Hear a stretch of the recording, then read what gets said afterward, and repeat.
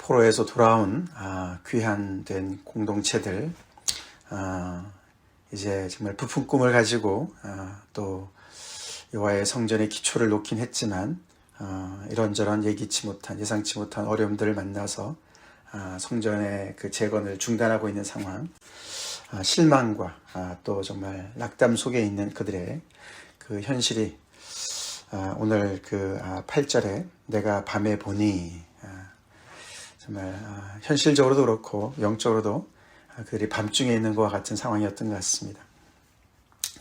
70년의 그런 복역의 기간을 끝내고 하나님의 말씀을 또 정말 믿고 하나님께서 기적적으로 다시 고토로 돌아올 수 있게 해주셔서 정말 당장이라도 하나님의 역사가 나타날 줄 알았는데, 와서 열심히 하나님을 섬기려고 애를 쓰는데도 아무런 일이 일어나지 않는 것 같습니다. 그래서 정말 어려움만 있는 상황 속에서 낙심해 있는 이들에게 하나님께서 말씀하시죠.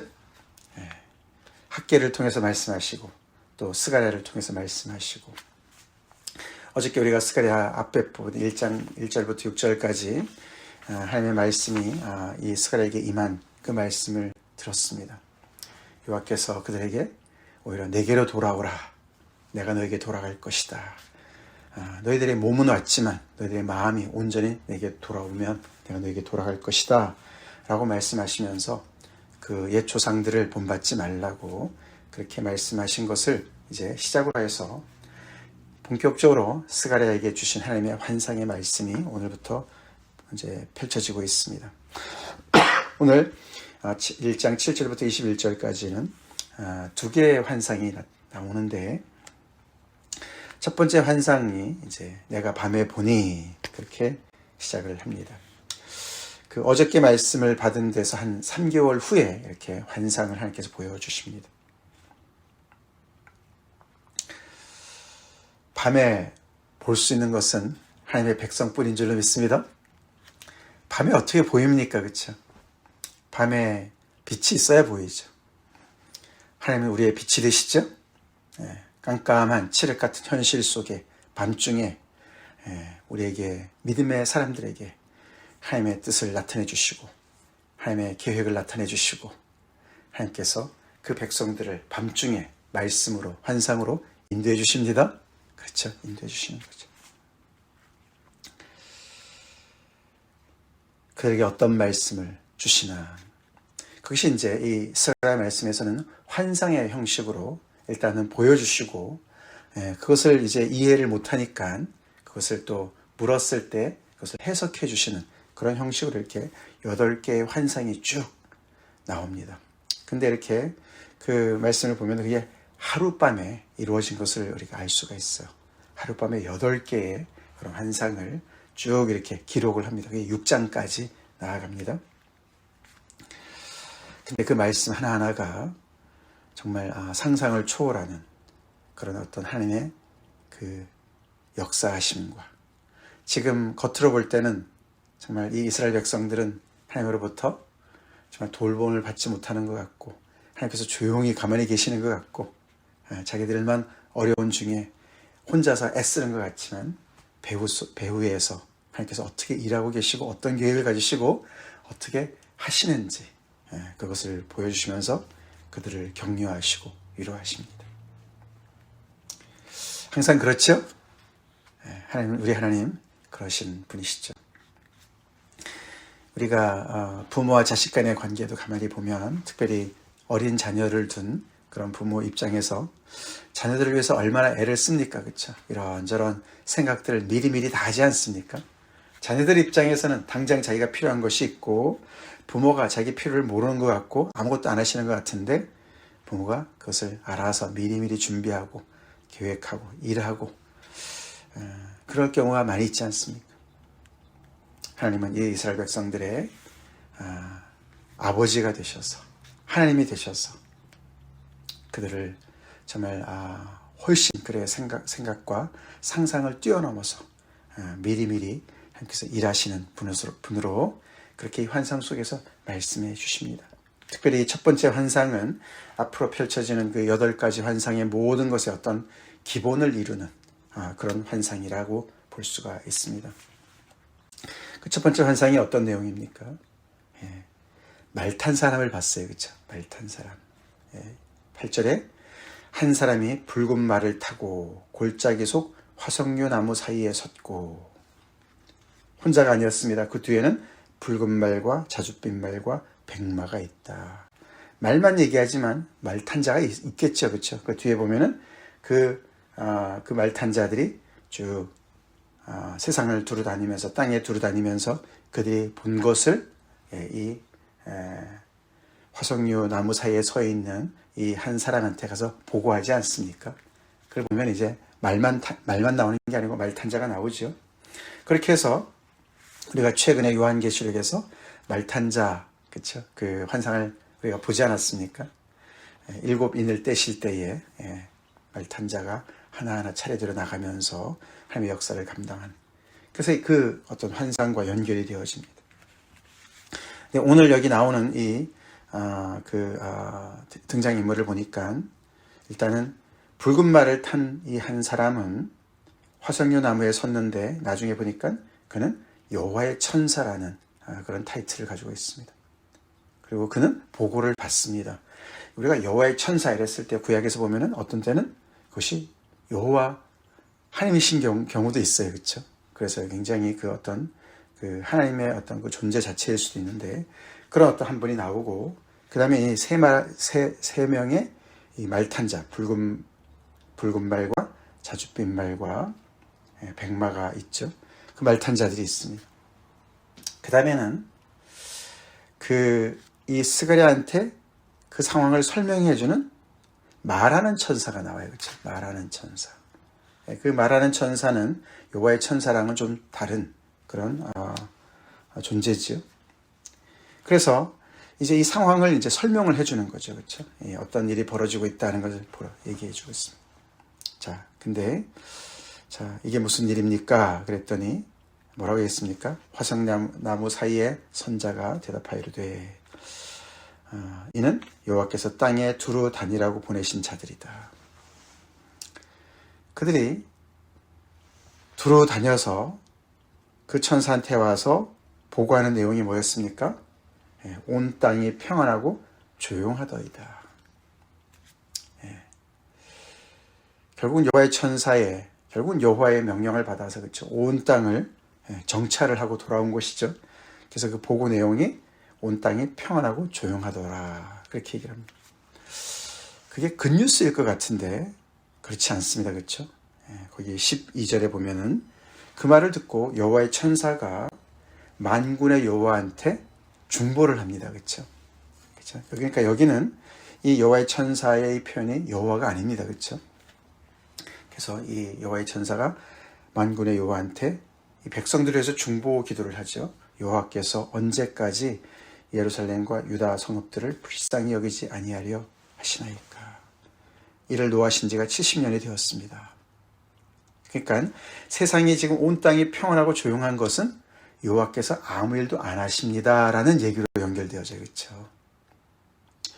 어떻게 이 이스라엘 백성들을 70년 동안이나 노하셨는데 아직도 그 노가 가시지 않으신 것입니까? 라고 이 여호와의 천사가 여호와께 말씀하는 거예요. 그렇죠?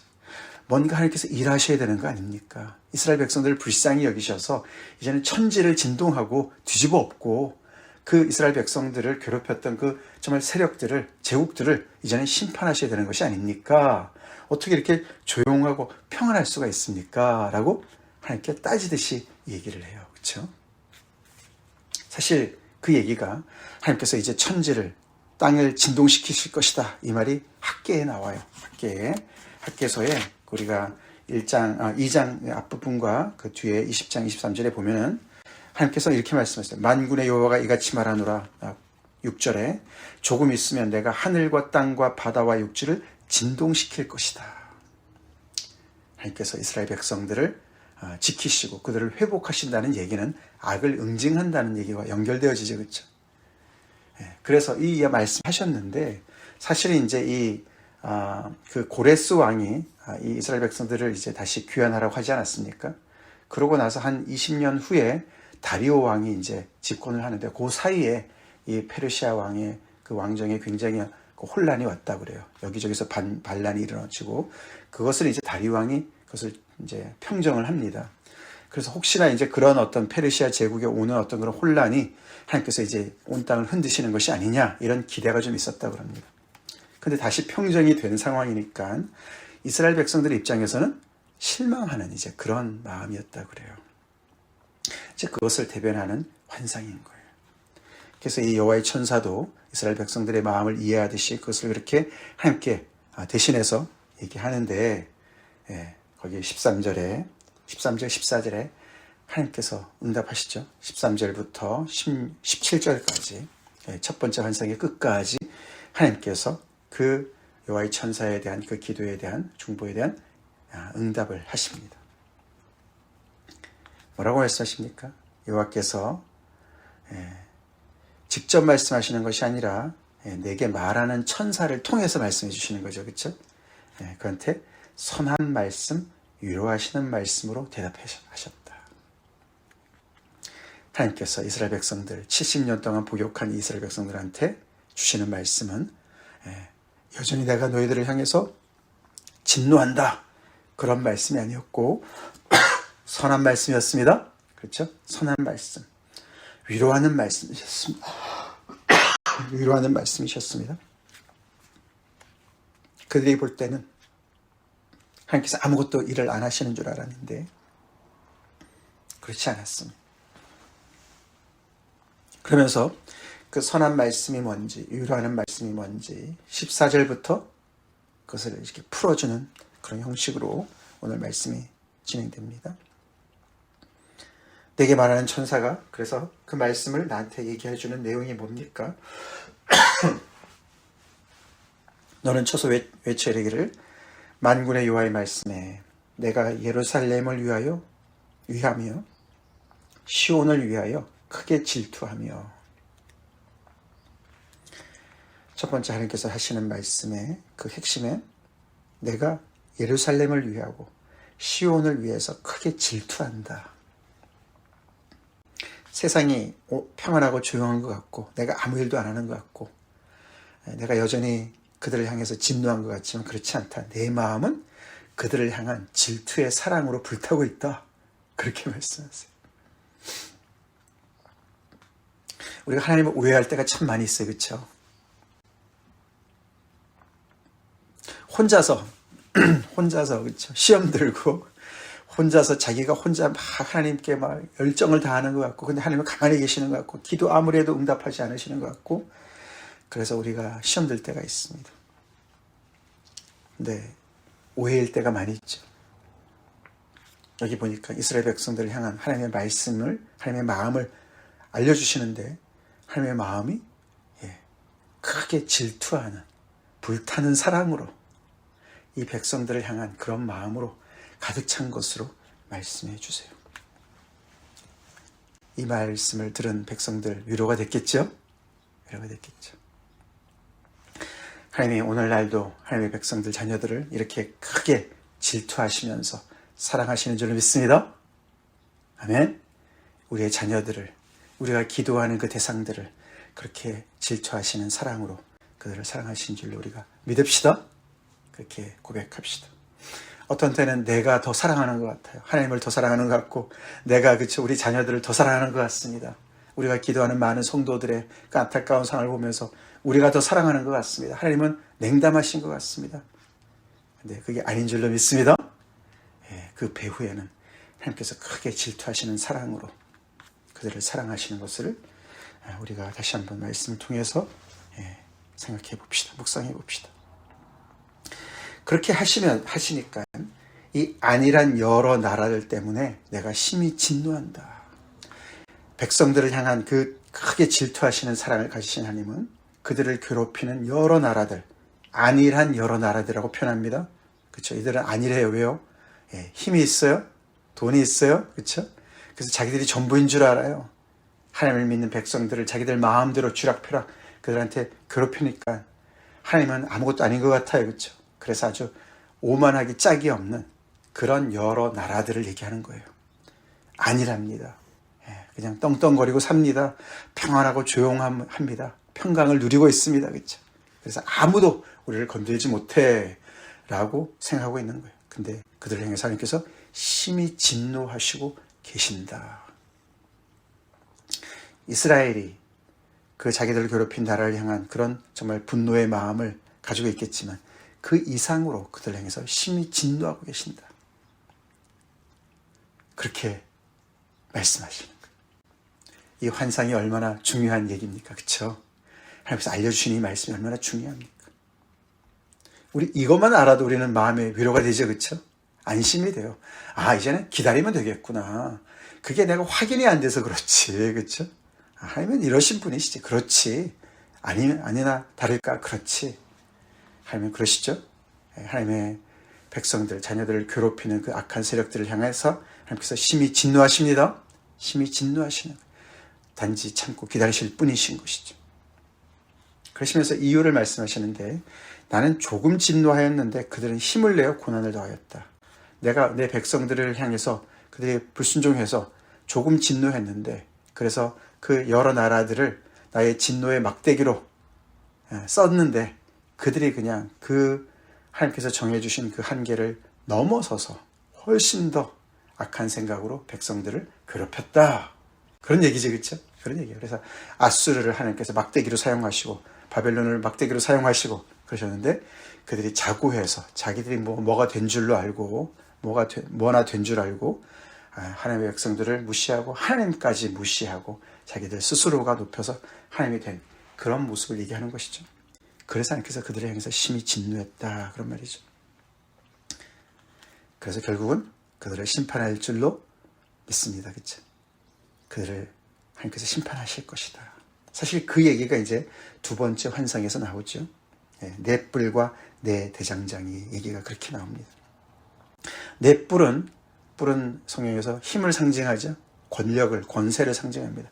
네 뿔은 사방, 동서남북의 뿔을 다 이렇게 종합한 것과 같은, 그래서 이스라엘 백성들을, 하나님의 백성들을 괴롭히는 세력, 여기 여러 나라들, 안일한 여러 나라들을 상징하는 것이고, 네 대장장이는 그 뿔을 두렵게 만드는, 그들을 심판하는, 하나님께서 다시 만드신 어떤 예비하신 그런 그들을 응징하는 세력으로 볼 수가 있죠.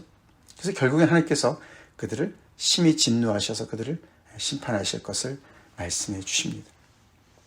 그런 중에 다시 이제 우리가 첫 번째 환상으로 돌아가면 16절에, 그러므로 내가 이렇게 백성들을 향해서 아주 불타는 그런 사랑, 정말 크게 질투하는 그런 사랑과 심히 진노하는, 그들을 괴롭히는 대적을 향해서 심히 진노하는 그런 그 두 마음 결과로, 그러므로 여호와가 이처럼 말하노라.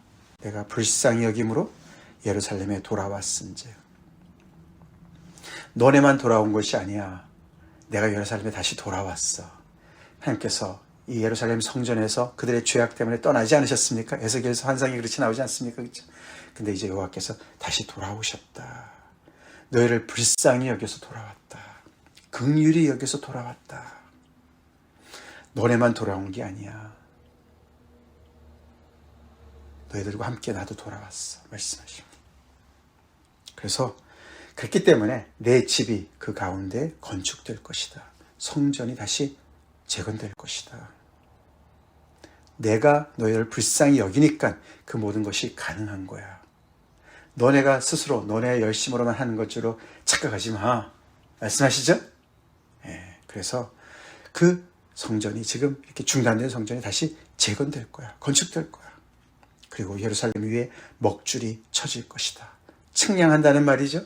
하나님께서 새 역사를 이루시고, 측량한다는 얘기는 여기저기 공사가 일어난다는 얘기는 다시 정말 부흥이 일어난다는 얘기죠. 그렇죠? 그 예루살렘 도시가 다시 완전히 회복될 것을 말씀하시면서 나의 성읍들이 넘치도록 다시 풍부할 것이다. 내가 다시 시온을 위로하며 다시 예루살렘을 택할 것이다. 시온과 예루살렘을 다시 언급하시면서 다시 그 성읍이 정말 하나님의 풍성한 은혜로 가득 채워질 것이다. 그렇게 말씀해 주세요.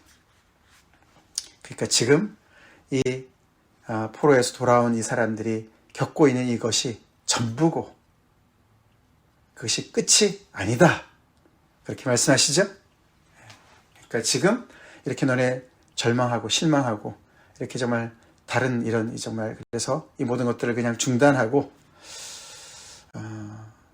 자기 집이나 정말 지으려고 애를 쓰는 그런 모든 것들, 너네가 큰 그림을 못 봐서 그런 것이고 궁극적으로 하나님께서 무엇을 계획하고 계시고 어떻게 행하실지를 몰라서 그렇게 다 정말 흩어진 마음들, 뿔뿔이 흩어져서 각자가 다 각자 도생, 각자가 자기 살기 위해서 바쁜 그런 이 하나님의 백성들의 그 모습을 하나님께서 이런 환상을 통해서 말씀을 통해서 다시 그들을 아우르십니다. 그렇죠?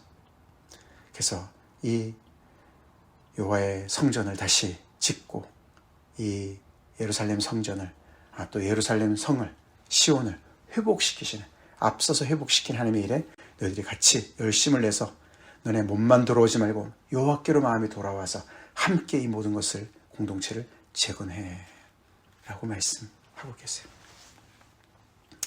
큰 힘이 됐겠죠? 내가 밤에 보니, 스가랴가 밤에 본 것이 이렇게 어마어마한 말씀이었습니다. 오늘도 우리가 이 말씀을 묵상하면서 우리 각자의 또 삶 속에 있는 많은 정말 우리를 괴롭히는 영혼의 밤과 같은 어려움들 속에서 우리 하나님이 어떤 분이신지 우리 다시 신뢰를 회복합시다.